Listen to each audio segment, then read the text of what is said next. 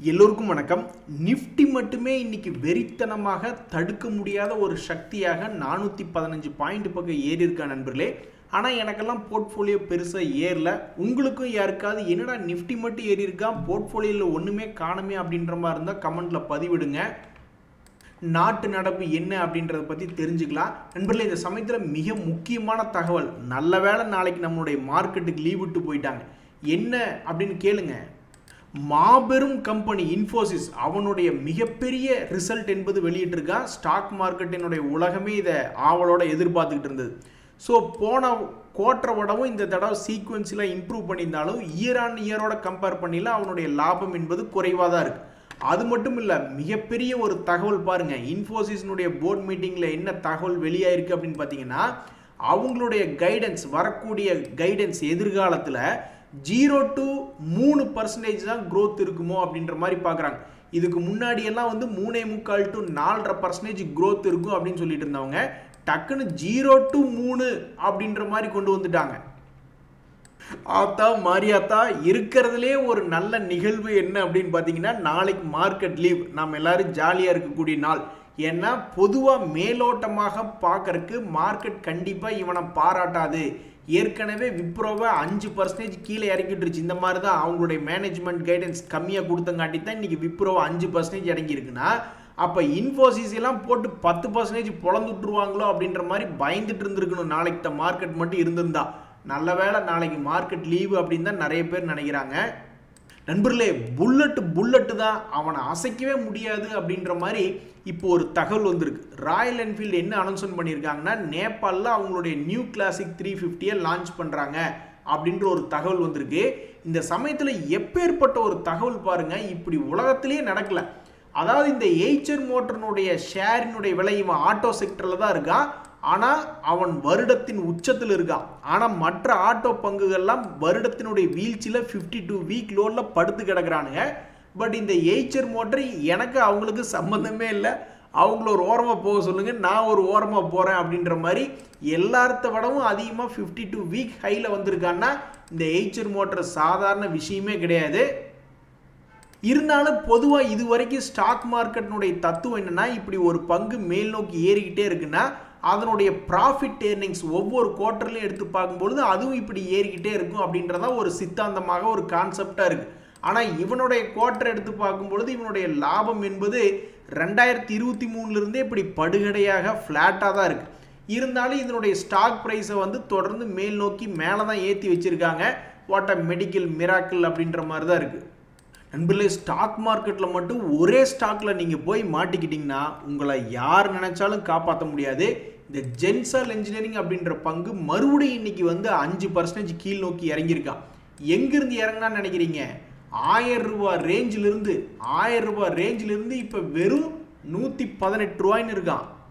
So செபியினுடைய நடவடிக்கையினால தான் இந்த company இப்படி கீழே நடந்துட்டு இருக்கு. செபி ஏன் நடவடிக்கை எடுத்தாங்க அப்படின்ற மாதிரி பார்த்தீங்கன்னா, அவங்களுக்கு ஒரு கட்டத்தில் ஜூன் 2024 இந்த மாதிரி தகவல்கள் வருது. இந்த ஜென்சால் இன்ஜினியரிங் அப்படின்றவங்க அந்த கம்பெனியில் இருக்கக்கூடிய பணத்தை டைவர்ட் பண்ணுற மாதிரி இருக்குது. அதுவும் இல்லாமல் இந்த பங்கு அபரிமிதமாக மேல் நோக்கி ஏறி இருக்கு அப்படின்ற மாதிரி செபிக்கு புகார் வந்த உடனே அவங்க என்ன ஏதுன்னு எடுத்து பார்க்குறாங்க. எடுத்து ஃபுல்லாக கம்ப்ளீட் எக்ஸாமைன் பண்ணிவிட்டு அவங்க என்ன கண்டுபிடிக்கிறாங்கன்னா, இவங்க ஃபண்டை இந்த மாதிரி டைவர்ட் பண்ண மாதிரி இருக்குது தகவல்கள். அதே மாதிரி இவங்க நிறைய பேர்த்துக்கிட்ட கடன் வாங்கியிருக்காங்க. அந்த கடனில் கரெக்டாக பேமெண்ட் டியூ டேட் அன்றைக்கெல்லாம் போகாமல் இருக்குது அப்படின்ற மாதிரி நிறைய தகவல்களை கண்டுபிடிச்சிட்டு முதல் வேலையை என்ன ஆர்டர் போட்டிருக்காங்க அப்படின்னு பார்த்தீங்கன்னா, அதில் இருக்கக்கூடிய அந்த கம்பெனியை ஆரம்பித்தவங்க அவங்க டைரக்டர் ஆர் கீ மேனேஜர் பர்சனலில் இருக்கக்கூடாது அப்படின்ற மாதிரி ஆர்டர் போட்டிருக்காங்க. அவங்க ஸ்டாக் மார்க்கெட்டுக்குள்ளே எந்த செக்யூரிட்டிஸையும் பை அண்ட் செல் பண்ணக்கூடாதுன்னு போட்டிருக்காங்க.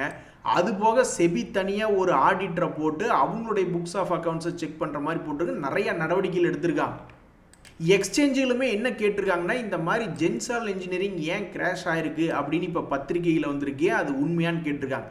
அதுக்கு ஜென்சால் இன்ஜினியரிங் என்ன சொல்கிறாங்க, ஆமாங்க செபி எங்களுக்கு ஒரு ஆர்டர் அனுப்பிச்சிருக்காங்க, நாங்கள் அதை ஃபாலோ தான் பண்ண போகிறோம். அந்த ஆர்டரில் இருக்கிற மாதிரி எங்களுடைய ப்ரொமோட்டர்ஸை இந்த பதவியில் இருந்தெல்லாம் நாங்கள் தூக்க போகிறோம், அவங்க கண்டினியூ பண்ண மாட்டாங்க, இது நாங்கள் முழு ஒத்துழைப்பு கொடுக்குறோம் இதில் நடக்கக்கூடிய நடவடிக்கைகளுக்கு அப்படின்ற மாதிரி போட்டிருக்காங்க. யார் கையெழுத்து போட்டிருக்காங்க பார்த்தீங்கன்னா, சீஃப் ஃபைனான்சியல் ஆஃபீஸர். இப்படி தான் ஒரு இடம் பிசிஜின்னு ஒரு கம்பெனி, அதில் இந்த மாதிரி பலவேறு பிரச்சனைகள் நடந்ததுக்கப்புறம் அந்த பிசிஜியில் இதே மாதிரி தான் ஒருத்தர் வந்து நாங்கள் எல்லா தகவலையும் உங்களுக்கு கொடுத்துட்றோம் அப்படின்ற மாதிரி ஒரு கட்டத்தில் போய்கிட்டு இருந்தது. ஸோ இந்த கம்பெனிலையும் இதே மாதிரி தான் ஒரு இடத்துல பிரச்சனை வந்துச்சு. இவங்களுடைய ஃபைனான்ஷியல் ஸ்டேட்மெண்ட்ஸில் ஏதோ முன்ன பின்ன இருக்குன்னு செபி அவங்களுடைய வேட்டையை ஆரம்பித்தாங்க. அப்போ அந்த சமயத்தில் இருந்து இறங்கின பங்கு தான் 120 ரூபா ரேஞ்சிலேருந்து இப்போ வெறும் 10 ரூபா ரேஞ்சில் வந்து இப்போ இது ட்ரேடு நடக்கிறது இல்லை. கடைசியாக நான் என்ன படிச்சுட்டு இருந்தேன்னா, இதுக்கு நிறைய லீகல் சேலஞ்சஸ் இருக்குது, எல்லாத்தையுமே கரெக்ட் பண்ணதுக்கப்புறம் எக்ஸ்சேஞ்சுகள் போய் இந்த கம்பெனிக்கு விசிட் பண்ணி அதுக்கப்புறம் தான் இதை மறுபடியும் ரீலிஸ்ட் பண்ணுறதா இல்லையான்னு முடிவு எடுப்பாங்க அப்படின்ற மாதிரிலாம் நான் தகவல் படிச்சுக்கிட்டு இருந்தேன்.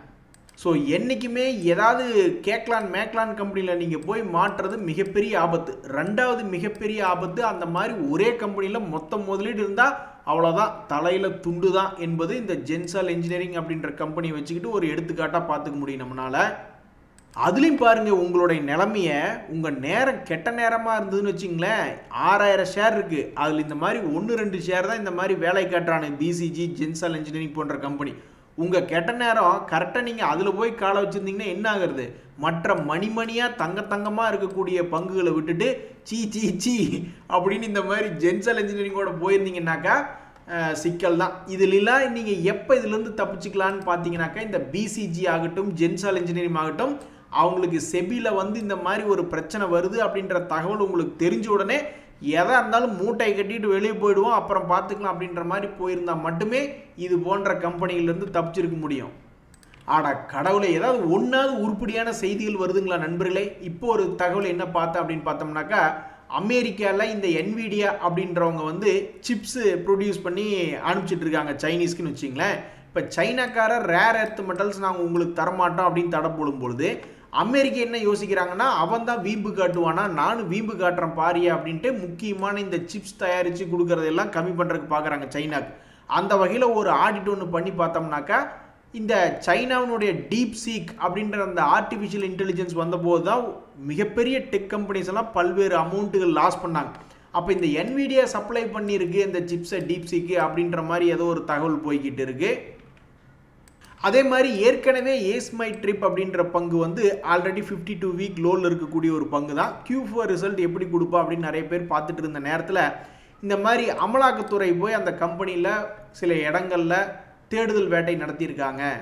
அது எதுக்கு அந்த தேடுதல் வேட்டை நடத்தியிருக்காங்க அப்படின்னு பார்த்தோம்னாக்கா, இவங்களுக்கும் அந்த பெட்டிங் ஆப் இருக்குது இல்லைங்களா, மகாதேவ் பெட்டிங் ஆப், அதுக்கு ஏதாவது கனெக்ஷன் இருக்கான்னு பார்த்தாங்க. பட் அந்த மாதிரி எந்த ஒரு விஷயத்தையும் எடுக்கலை, எங்களுக்கு அவங்களுக்கு சம்மந்தம் இல்லை அப்படின்ற மாதிரியான ஒரு தகவல் தான் தற்போது ஈஸ்மை ட்ரிப் அப்படின்றதுலேருந்து வந்திருக்கு. நண்பர்களே, இந்த டாடா குரூப் ஸ்டாக்கில் இப்போ தான் சமீபத்தில் வோல்டாஸ் அப்படின்ற பங்கு ஒரு 30% பக்கம் ரெக்கவரி ஆகி வந்தான். ஆனால் மறுபடியும் வந்து அவன் பழைய லோ பக்கத்தில் வந்து விழுந்துட்டான்.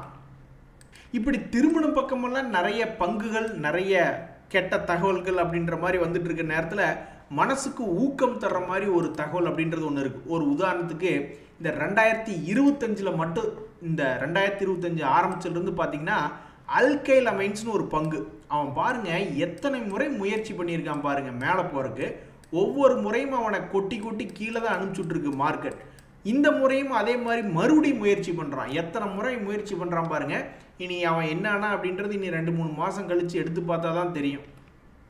அடடா, பல பேர்த்துக்கு மகிழ்ச்சி இருக்கக்கூடிய இந்த நேரத்தில் கிளென்மார்க் ஃபார்மா அப்படின்ற பங்கு, ஃபார்மா தான் ரொம்ப சுமாராக இருக்காங்களே, அதில் வர தகவல் என்னென்னா, ஃபார்மா மேலேயும் நாங்கள் டேரிஃப் போடுவோம், அதை சம்பந்தமாக டிஸ்கஸ் பண்ணிக்கிட்டு இருக்கோம் அப்படின்னு டேரிஃப் ஒரு சைடு, ட்ரம்ப் ஒரு சைடு உருட்டிக்கிட்டு இருக்கிறதுனால இந்த கிளென்மார்க் ஃபார்மாவும் அவனுடைய பழைய லோ பக்கத்தில் வந்து விழுந்திருக்கான். இந்த சமயத்தில் மிக முக்கியமான தகவல் என்ன அப்படின்னு பார்த்தீங்கன்னா நண்பர்களே, ஃபேக்ட் அப்படின்ற பங்கு சமீபத்தில் மிகவும் லோ ரேட்டில் கீழே கடந்த பங்கு. அந்த பங்குல இன்னைக்கு ஒரு அதிகமான வால்யூம் அப்படின்றது நடந்திருக்கு. இந்த வால்யூம் நடந்ததுக்கப்புறம் இவன் என்ன பண்ண போகிறான்னு தெரில. ஸோ இந்த 2025லேயே இன்னைக்கு அதிகமாக ஒரு வால்யூம் நடந்திருக்கு அப்படின்னா அது இன்னைக்கு தான் நடந்திருக்கு இந்த ஃபேக்டில். இனி இதுக்கப்புறம் இவன் என்ன பண்ண போகிறான்னு தெரில. அதுவும் இல்லாமல் தற்சமயத்துக்கு 2024 விலையில் வந்து உளுந்திருந்தவன் சமீபத்தில் ஏறி இருக்கான். இந்த இந்திரபிரஸ்தா கேஸ் அப்படின்ற பங்குமே தன்னுடைய ப்ரீவியஸ் லோ கிட்ட வந்து உளுந்திருக்கான். இதனால் ட்ரேடர்கள் வந்து இனி இது என்ன ஆகும், கீழே இதுக்கு முன்னாடி வந்து உளுந்துட்டாங்க சப்போர்ட் எடுத்த மாதிரி மறுபடியும் சப்போர்ட் எடுக்க போகிறானா இல்லை சப்போர்ட்டை பிரேக் டவுன் பண்ண போகிறானா அப்படின்றது என்ன நடக்க போகுதுன்னு தெரியாமல் ஒரு மாதிரி அன்ஈஸாக இருக்காங்க. இன்னொரு கேஸ் கம்பெனி MGL அவனு ஒரு காமெடி பண்ணிக்கிட்டு இருக்கான். அவன் இப்போ 6வது முறையாக அவனுடைய பழைய ரேட்டில் வந்து விழுந்திருக்கான். ஒரு 6 முறை கீழே வந்து விழுந்தா ஏற வேண்டியது அப்படின்ற மாதிரி பல முறை சில வேலையில் பண்ணிக்கிட்டு இருந்தவன் இப்போ மறுபடியும் சமீபத்தினுடைய சமயத்தில் மறுபடியும் அந்த பழைய லோ கிட்ட வந்திருக்கான். இனி இவன் என்ன பண்ண போகிறான் அப்படின்றத பொறுத்து தான் பார்க்கணும். நண்பர்களே, மிக முக்கியமான தகவல், அதாவது இந்த வேதந்த் ஃபேஷன் அப்படின்ற பங்கு மிகப்பெரிய அளவில் கண்ணா பின்னான்னு கிராஷ் ஆயிருக்கு. சமீபத்தில் 1400 ரூபா இருந்தவன் இப்போ 800 ரூபா, ஆல்மோஸ்ட் 40 to 50% டவுன்னு வைங்களேன்.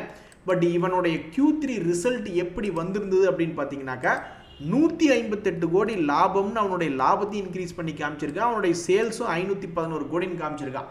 அப்போ அடுத்து வரக்கூடிய Q4 ரிசல்ட் எப்படி இருக்கும், இவனுக்கு ஏதாவது உதவி செய்யுமா அப்படின்ற மாதிரி நிறைய பேர் பார்த்துக்கிட்டு இருக்காங்க. நண்பர்களே, ஃபார்மா கம்பெனி ஸ்லோவாக இருக்கக்கூடிய நேரத்தில் வெந்த புண்ணில் வேலை பாய்ச்சுற மாதிரி இந்த ஜைடஸ் லைஃப், அதுவும் இல்லாமல் இந்த லூபின் அப்படின்ற 2 பங்குல ஒரே தகவல் தான் வந்திருக்கு. அதாவது இந்த ஜைடஸ் லைஃப் சயின்ஸும் கிட்டத்தட்ட 52 வீக் லோவில் இருக்கான். இந்த லூபின் ஒரு 6 மந்த் லோ பக்கத்தில் இருக்கான். இந்த ரெண்டுலேயுமே என்ன ஒரு தகவல் வருதுன்னா, இவங்க மேலே கோர்ட்டில், அமெரிக்க கோர்ட்டில் ஒரு தகவல் போய்கிட்டு இருக்கு. என்ன அப்படின்னு பார்த்தோம்னாக்கா, ஏஸ்டெல்லாஸ் ஃபார்மா அப்படின்றவங்க இவங்களுடைய ஒரு குறிப்பிட்ட ப்ராடக்டினுடைய பேட்டன்ட்டுக்கு எதிராக ஒரு வழக்கு அப்படின்றது தொடர்ந்து போய்கிட்டு இருக்கு. இதனால் ஏதாவது பிரச்சனை இருக்குது அப்படின்னு பார்த்தா இன்னைக்கு தேதி வரைக்கும் ஒன்றுமே இல்லை அப்படின்ற மாதிரி ஜைடஸும் அப்டேட் பண்ணியிருக்காங்க, லூப்பினும் அப்டேட் பண்ணியிருக்காங்க. ஸ்டாக் மார்க்கெட்டில் முடியலடா சாமி, பணம் இன்னும் படுத்து கிடக்கே அப்படின்னு நிறைய பேர் நினச்சிக்கிட்டு இருப்பாங்க. ஆனால் இப்போ கூட சமீபத்தில் 52 வீக் ஹை பக்கத்தில் வந்து ட்ரேட் ஆகக்கூடிய பல பங்குகள் இருக்குது. அதில் முன்னணியில் இருக்கக்கூடிய கம்பெனிகள்னு பார்த்தீங்கன்னா இந்த பாரதி ஏர்டெல், சம்பல் ஃபெர்ட்டு, எய்ச்சர் மோட்டார்ஸ், இப்போ தான் பார்த்தோம், HDFC பேங்க்கு, ஸ்ரீ சிமெண்ட்டுன்னு எத்தனையோ முன்னணி பங்குகள் இன்னுமே வந்து 52 வீக் ஹையில் வந்து ஜாலியாக ஆடிக்கிட்டு இருக்கா. இது மாதிரி வேறு ஏதாவது பங்குகள் பெருமை கொடுத்துருக்கா, முதலீட்டாளர்கள் இந்த ஷேரை வச்சிருக்கேன்னு சொன்னால் அதுலேருந்து நம்மளுக்கு பெருமை கிடைக்கிற மாதிரி இருக்கணும். ஒரு ஷேரை நம்ம வச்சிருக்கோம்னு சொன்னோம்னாவே அது கீழே குப்புறப்படுத்திருக்கு அப்படிங்கும் பொழுது நம்மளுக்கு ஒரு மன வருத்தமாக இருக்கும். அந்த வகையில் இந்த SBFC அப்படின்னு என்ன ஒரு சாதாரண ஒரு அதிகமாக பாப்புலர் இல்லாத பங்கு தான். ஆனால் இந்த SBFC வச்சிருக்கிறவங்களுக்கு எப்படி ஒரு பெருமை பாருங்களேன். இது நாள் வரைக்கும் அவனுக்கு பெருமை இருக்குது, இனிமேல் என்ன ஆக போகிறான்னு தெரியல. பட் இந்த SBFC வந்து பல முறை கீழே விழுந்தாலுமே அப்பப்போ திடீர்னு 2-3 மாதத்துக்கு ஒருக்கா திரும்பி அவனுடைய ஹை பக்கத்தில் வந்து ஒரு பெருமை அப்படின்ற சேர்த்திருக்கான். அப்போ இந்த பங்கு வந்து இது நாள் வரைக்கும் ஒரு மிகப்பெரிய ஒரு பெருமையை அந்த முதலீட்டாளர்களுக்கு சேர்த்திருக்கான். நண்பர்களே, இந்த நியூ இந்தியா அஷூரன்ஸ் அப்படின்ற கம்பெனி NIACL வந்து ஒரு காலத்தில் அவன் பெருசாக ஏறவே இல்லை. அப்புறம் மறுபடியும் PSU கான்செப்டில் மார்க்கெட் ஏறுது அப்படின்ற கான்செப்டில் 2020க்கு அப்புறம் ஏற ஆரம்பித்தவன் தான். அப்பப்போ ஏற வேண்டியது இறங்க வேண்டியது, ஏற வேண்டியது இறங்க வேண்டியது அப்படின்ற வேலையை காமிச்சுக்கிட்டு இருந்த நேரத்தில் சமீபத்தில் அவன் ஒரு மாதத்தினுடைய ஹை, போன மார்ச் மாதத்தினுடைய ஹையை தற்போதைய நிலைமையில் தாண்டியிருக்கான். நண்பர்களே, பர்ஃபார்மன்ஸ் இல்லாத கம்பெனியில் போய் மாட்டிக்கிட்டிங்கனாக்கா மறுபடி தாண்டி வர்றது ரொம்ப ரொம்ப கஷ்டம். இந்த ITI அப்படின்ற பங்கு பார்த்தீங்களா எப்படி தலை குப்புற விழுந்திருக்கான்னு பார்க்குறக்கு ஆசையாக தான் இருக்கும். என்னடா 200 ரூபாயிலிருந்து ஏறிக்கிட்டே இருக்கான், 400 ரூபா வந்துட்டான், 400 ரூபாயிலிருந்து 500 ரூபா வந்துட்டான், மறுபடி 600 ரூபா வரைக்கும் வந்துட்டான், மறுபடி ஏறிட்டோ போவானோ அப்படின்ற மாதிரி நிறைய பேர் நினச்சி கரெக்டாக வந்து அந்த உச்சியில் வந்து மாட்டிக்குவாங்க. கடைசியில் பார்த்தா கடப்பாறை தூக்கி கிணத்துல போட்டோம்னா எப்படி அடியாளத்துக்கு பாகுமோ அது மாதிரி போய் கீழே விழுந்துருவான். அப்புறம் இதை கையிலே வச்சுக்கிட்டு இருந்து எத்தனை வருஷம் கழிச்சு வர்றான்னு தெரியாது. இடையில கடைசியில் இந்த மாதிரி செபிலிருந்து ஏதாவது ஒரு தகவல்கள் வருதுன்னு வச்சுக்கோங்களேன், அதுக்கப்புறம் நம்மளுடைய பணம் எந்த காலத்தில் ஏறி வரும்னே தெரியாது. அதனால் வந்து ஒரு ஸ்டாண்டர்டான கம்பெனி, இப்போ கூட பாருங்கள் 52 வீக் ஹையில் வந்த பாரதி ஏர்டெல், HDFC பேங்க்னு ஒரு ஸ்டாண்டர்டான கம்பெனியில் வந்து ஒரு முதலீடு இருக்குது அப்படின்னாக்கா அது எந்த ஒரு நாளையும் காப்பாற்றி விடுறதுக்கு தான் வாய்ப்பு அதிகம் அப்படின்ற மாதிரி தான் இருக்குது. இன்றைய தகவல் அனைத்து உங்களுக்கு உதவியாக இருந்தால் எனக்கு மகிழ்ச்சியாக. ரொம்ப நன்றி, வணக்கம்.